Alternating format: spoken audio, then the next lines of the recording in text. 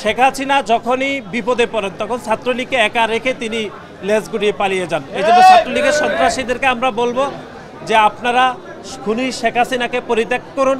খুনি শেখ হাসিনা যখনই একটি স্বাভাবিক সময় উপনীত হয় তখন তিনি ছাত্রলীগকে বলে যান, আবার বিপদে পড়লে তিনি ছাত্রলীগের নিরীহ সন্ত্রাসীদেরকে তিনি সাধারণ ছাত্র জনতার উপর ঝাঁপিয়ে পড়ার জন্য তিনি নির্দেশ দেন।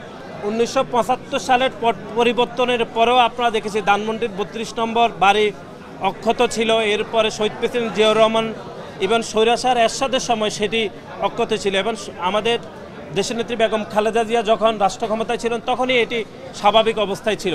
কিন্তু জুলাই এবং আগস্টে ছাত্র জনতার উপর যেভাবে গুলিবর্ষণ হয়েছে, যেখানে 2000-এরও বেশি ছাত্র জনতা শহীদ হয়েছে, সেই গণ অভ্যুত্থানের একটি অংশই সেই গণ অভ্যুত্থানই এই 32-এর বাড়িতে তারা গতকাল যেটি করেছে সেটি গণ অভ্যুত্থানের যে স্পিরিট বা গণ অভ্যুত্থানের সংক্ষুব্ধ জনতা এটি করেছে।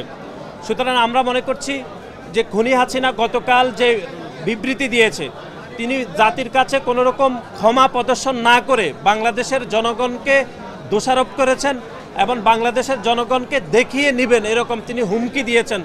তার বক্তব্য থেকে হয়তো ছাত্র জনতাই বিক্ষুব্ধ এই ঘটনা ঘটিয়েছে বলে আমাদের মনে হয়েছে। যে বিশ্বাসগুলোকে আমরা মিউচুয়াল ট্রাস্ট ব্যাংক পিএলসি বিশ্বাস করি প্রবলভাবে, একে অপরের বিশ্বাস হয়ে। Mutual trust bank, you can bank on us. আমরা মনে করছি যে এই খুনি শেখ হাসিনা গতকাল ওনার যে বক্তব্য, আমরা হয়তো মনে করছি তিনি জাতির কাছে নিঃশর্ত ক্ষমা প্রার্থনা করবেন, কিন্তু আমরা সেটি না দেখে তিনি বিভিন্ন হুমকি দিয়েছেন, যেরকম হুমকি গত 15.5 বছরও ছাত্র জনতার উপর দিয়েছেন, জনগণের উপর রেখেছেন, সেরকম হুমকি গতকাল আমরা দেখেছি।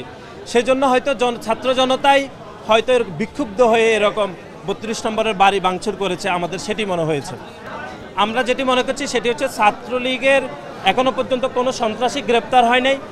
শেখ হাসিনা যখনই বিপদে পড়েন তখন ছাত্রলীগকে একা রেখে তিনি লেজ গুড়িয়ে পালিয়ে যান। এই জন্য ছাত্রলীগের সন্ত্রাসীদেরকে আমরা বলবো যে আপনারা খুনি শেখ হাসিনাকে পরিত্যাগ করুন। খুনি শেখ হাসিনা যখনই একটি স্বাভাবিক সময় উপনীত হয় তখন তিনি ছাত্রলীগকে বলে যান, আবার বিপদে পড়লে তিনি ছাত্রলীগের নিরীহ সন্ত্রাসীদেরকে তিনি সাধারণ ছাত্র জনতার উপর ঝাঁপিয়ে পড়ার জন্য তিনি নির্দেশ দেন। খুনি সংগঠন ছাত্রলীগের সন্ত্রাসীরা যেন খুনি শেখ হাসিনার নির্দেশ না পালন করে সেজন্য আমরা ছাত্রলীগের সন্ত্রাসীদের প্রতি অনুরোধ জ্ঞাপন করছি।